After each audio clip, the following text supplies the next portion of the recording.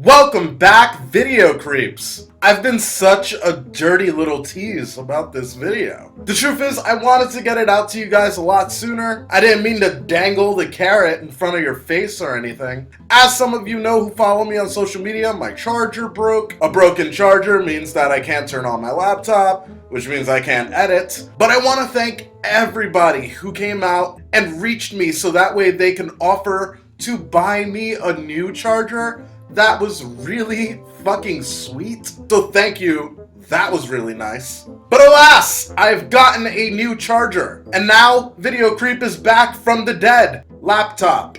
So stick around because this is going to be my review for A Nightmare on Elm Street. 1, 2. I've got a review for you.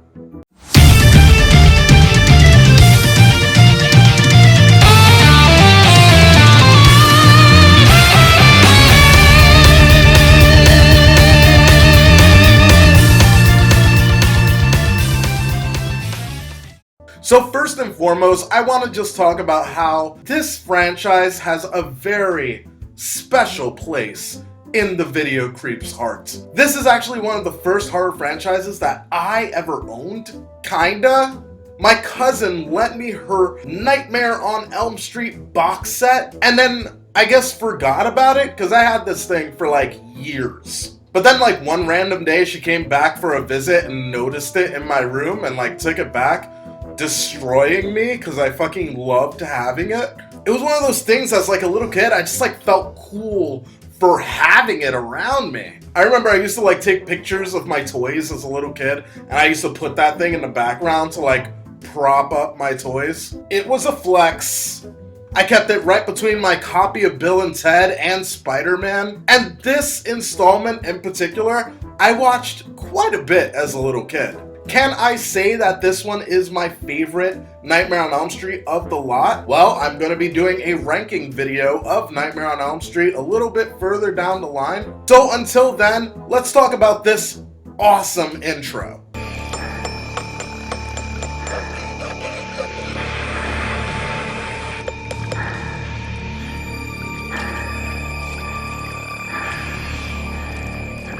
Now, I give a lot of praise to this intro because when they made it, it's not as if they knew that Freddy Krueger would go on to be the phenomenon that he turned into. This was just a brilliant fucking call. Freddy is so interwoven in the zeitgeist of horror and just pop culture. So how amazing is it that our first introduction to this character is him creating the knife hand glove? It's iconic with his character. It's almost too perfect. Like someone read this script and was like, we're gonna strike oil with this thing. And this is gonna be an amazing payoff.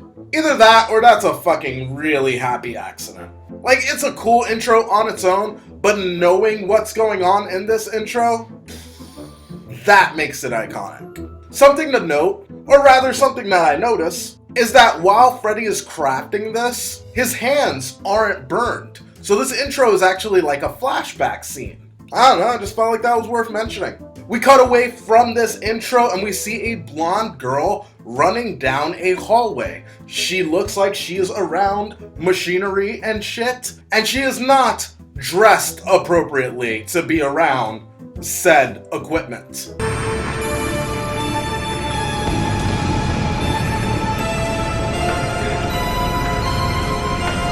I even think she's barefoot. So we don't know who she is. We don't know what she's doing there. And before we get to put any of that together, for whatever reason, in my youth, I believe that the man who was into jazz pops up and takes a swipe at her. I don't know why I thought Freddy Krueger was into jazz. Call it my youth. Call it the hat. I don't know. But she is woken up and we see that this was actually a dream. She looks down and her inappropriate clothing for being around machinery has been slashed. Oh shit, how did that happen?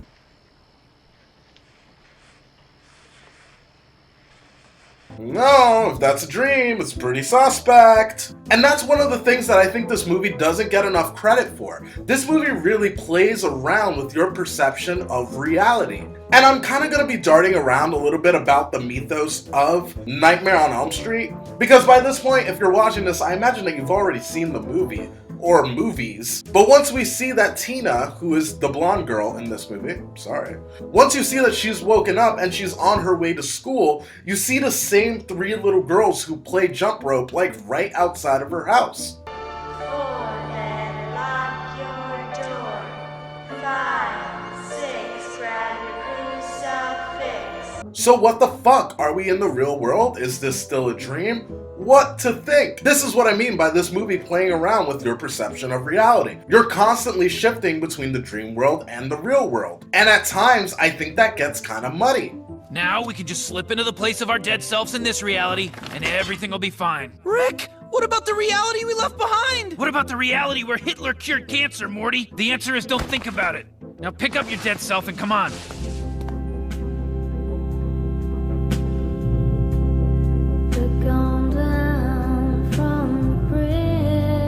Tina walking down to school meets up with our other main characters. We got Nancy, who is pretty important. I would say remember her. Johnny Depp, quick sidebar, this is Johnny Depp's first movie, and a lovable but brute scapegoat named Rod. Tina tells Nancy, yo, fuck these dreams. Bitch, if you my homegirl, you gonna spend the night, you gonna watch me, you're gonna hang out with me. And so Nancy and Johnny Depp go to support their friend. I love unity. Back at the house, Tina and Nancy get to talking, and they realize that they've been dreaming about the same dude. When all of a sudden, they hear a noise outside the house. Johnny Depp, being the man of the group, heads out there and says that he's gonna punch their ugly eyes out, or their ugly lights out. Let's check. I'm gonna punch out your ugly lights, whoever you are. What the fuck does that mean, dude?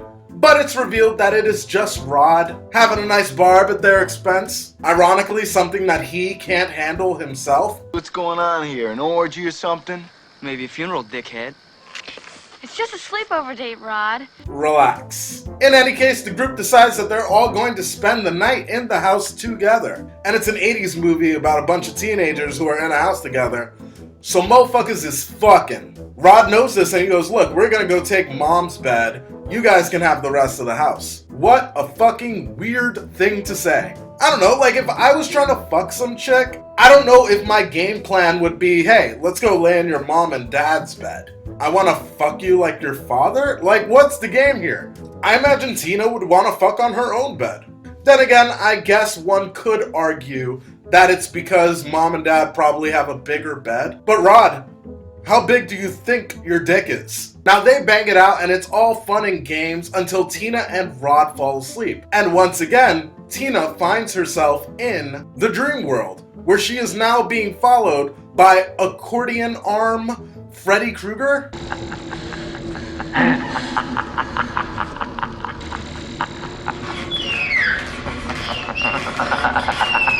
He runs after her, and I don't know, every time that I see this scene, it makes me think of like how a flasher with like his dick just flopping everywhere would look.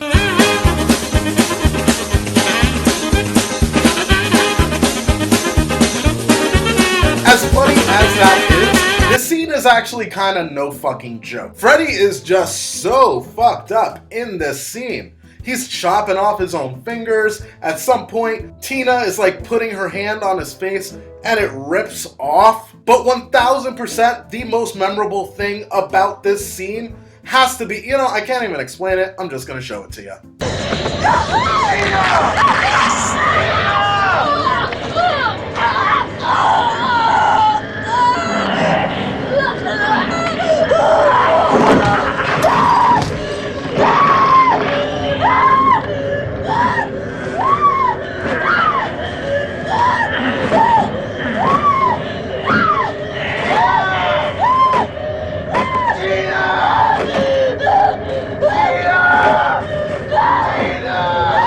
Scenes like that is what made this movie go the fucking distance. I don't care who you are, That shit's awesome. Now with Tina dead and Rod being the last person to be with her alive, Rod has become Springwood's most wanted. Nancy, back at the police station, looking crazy as fuck, tells everybody that the Dream Man did it.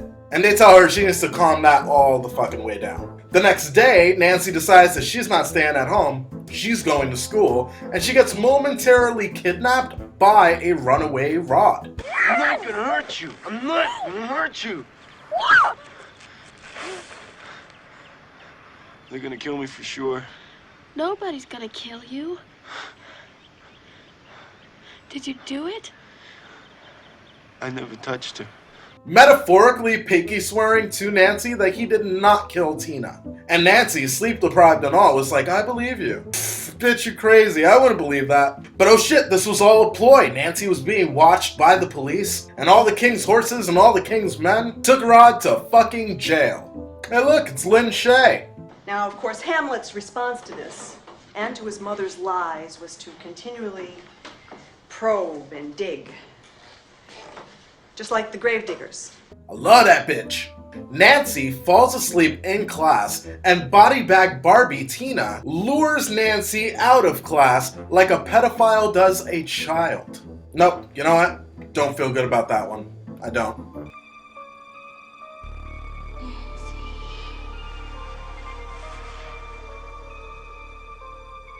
Nancy finds herself in a boiler room. Never a good place to be if you're in a Freddy Krueger movie. And Freddy starts pursuing Nancy like he is Elmer Fudd and it is Wabbit season. But a quick thinking Nancy takes her arm and burns it on a nearby pipe, waking her up and making her look like a crazy bitch in the middle of class. She gets up, dips out, and goes to the jail so that way she could play Criminal Minds with an incarcerated Rod, where she then doubles down on her Dream Man theory. Then, we get to one of my favorite scenes in the movie.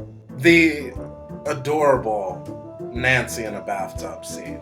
Many a paused movie have I spent pulling my pork to Nancy's side boob when it gets pulled underwater. In the year 2010, I would go on to learn that that was not Nancy's breast. In fact, it was a actress who stepped in for the role. I don't have the heart to tell him. Freddy goes on the attack and Nancy starts screaming, catching the attention of her mother, who goes and picks the lock to this door like a street smart thug.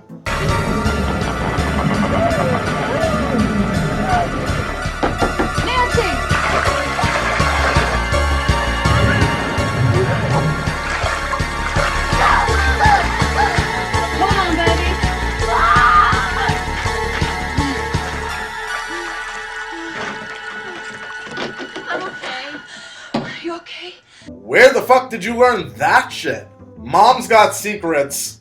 Nancy finds some stay the fuck awake pills and commits to the insomniatic lifestyle while Johnny Depp creeps through her window to shoot his shot.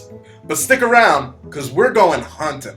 And she very clearly tells him that he needs to watch her as she falls asleep. And if anything goes down, wake a bitch up. Now, looking for the Dream Man, Nancy finds herself at the jail where she is peering down on Rod.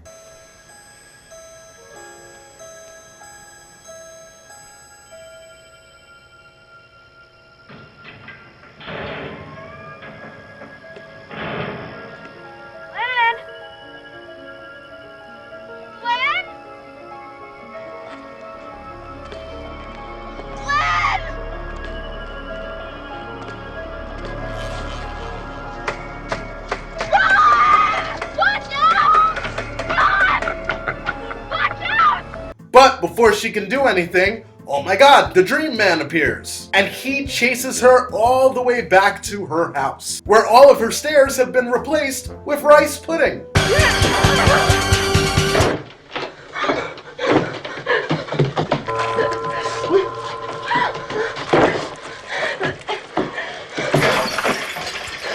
Freddy catches up to Nancy and gets her in bed, a task that our boy Captain Jack Sparrow could only dream of. Me, I'm dishonest. And a dishonest man you can always trust to be dishonest. Honestly. It's the honest ones you want to watch out for. Before Freddy can actually kill Nancy, her alarm goes off. And she goes off on her good-for-nothing boyfriend, who fell asleep. You had one fucking job. Rod is no more, very dead. And Nancy is looking crazier than ever. So her mom takes her to a 1980s sleep study program. So God knows how accurate it actually was. 29. Still having trouble sleeping, I see. Yeah. You know, the Kettering Sleep Disorder Center is designed for people just like you, Bob. Sleepless, restless, and snorers. I'll call him in the morning. They make her go to sleep, but something different happens in this time. We don't get to see what she's dreaming about, but we do get to see when she's woken up. And when she is awake, we see that somehow she grabbed Freddy in her dream, put her hands on his hat, and was able to pull his hat out of the dream world and into reality.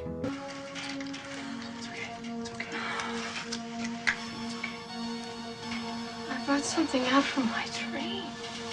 Where did you get that? Inside of that hat, Nancy is able to find out that this motherfucker's name is Freddy Krueger. Johnny Depp and her have lunch on a bridge, like a scene out of Peanuts. And Johnny Depp tells Nancy about dream skills. How fucking 80s is that? Dream skills. Nancy heads home only to find that there are bars on all of her windows. Aw, boo-hoo. Nancy goes up to mom and she's like, what the fuck? And Nancy's mom is like, yo, it's not actually for you. Let me tell you about some shit. She takes Nancy down to the basement and she proceeds to tell the story of how her and the rest of the community killed Fred Krueger because he was going around killing everybody's kids. So they got together and they lit that motherfucker on fire. But for some weird reason, she kept his glove. I even took his knives.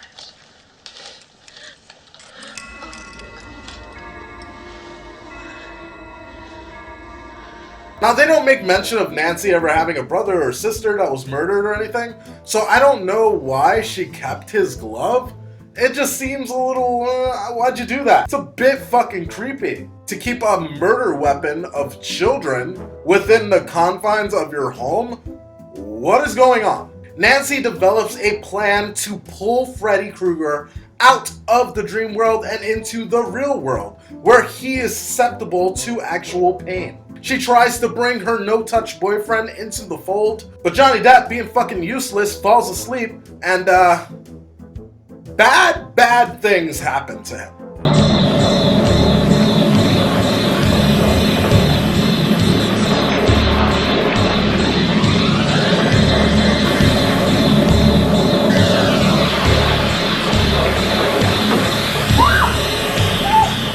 Sorry, Mom.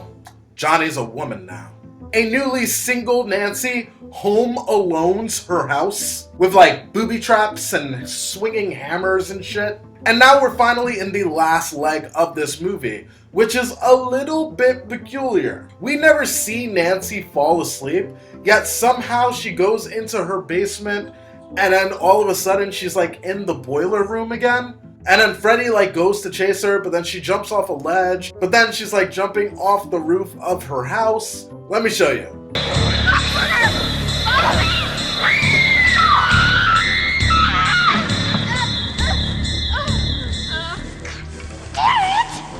What? Despite this kind of weird chain of events, Nancy is able to wake up, so I guess she was dreaming that whole time. We just didn't see her fall asleep.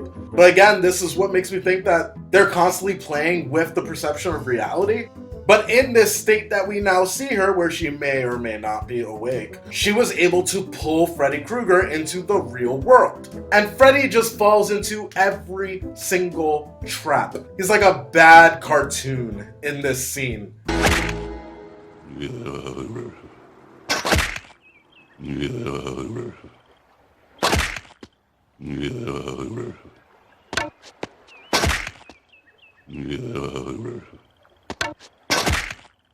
In the midst of all of this commotion, Nancy's dad, who is across the street investigating Johnny Depp's death, comes over and rescues Nancy. However, he does not do this quick enough to save Nancy's mom's life, and he is out of a wife.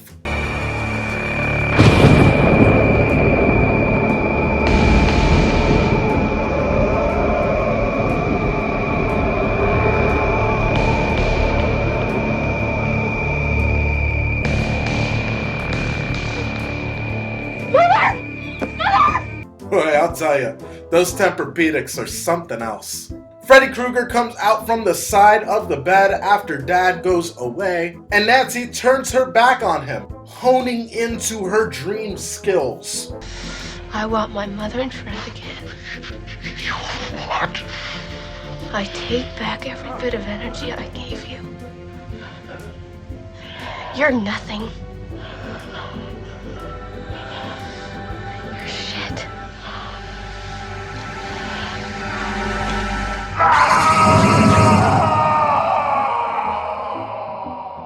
You're nothing to me. You were never nothing. And this seemingly vanquishes Freddy Krueger.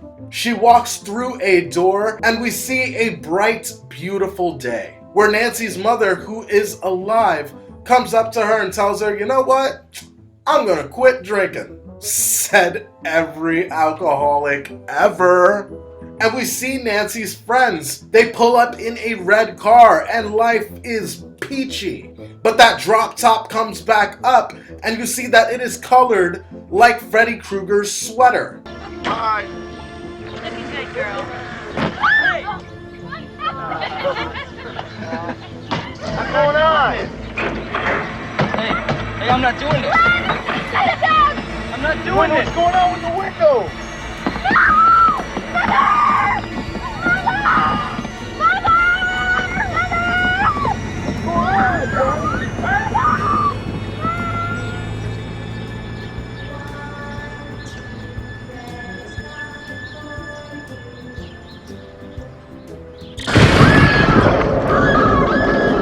So we still do not know if we are in the dream world or if this is the reality, and this is where this movie ends. And then when we pick up with Nancy in Dream Warriors, there is not an explanation as to what happened with this ending. So I'm going to speculate and fill in those blanks. I think that Nancy continued to fight Freddy Krueger, and there are stories there that we have not seen yet. My hope is that there will be more dream skills that Nancy is able to learn in that time, which would go in place with Dream Warriors, where we meet a bunch of other people who have these dream skills. It does seem like in part 2 they abandoned that, but part 2 is such a special film in and of itself for so many different reasons. I can see why it didn't follow that mythos, but I do not believe that Freddy Krueger is dead at the end of this movie.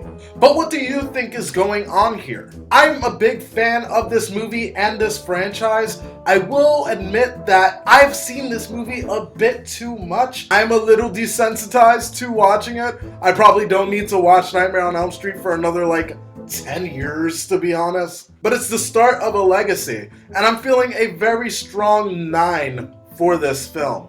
Now, while we're on the topic of ratings, I am going to be changing my entire rating system. I do think that 1 through 10 is just too many variables. I want to bring it down 1 through 5, but it's going to be special.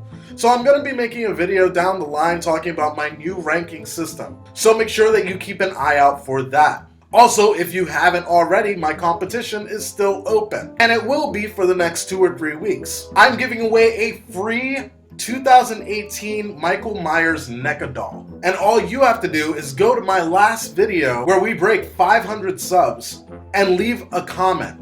Then have a friend subscribe to Video Creep and have them comment under your comment. That way you get a chance to win this fucking awesome figure. That's gonna be it for this video. As always, if you're not already subscribed, make sure that you subscribe, hit the bell so that way you get notified when my next video is up, and that will be it for this installment of Video Creep. Peace!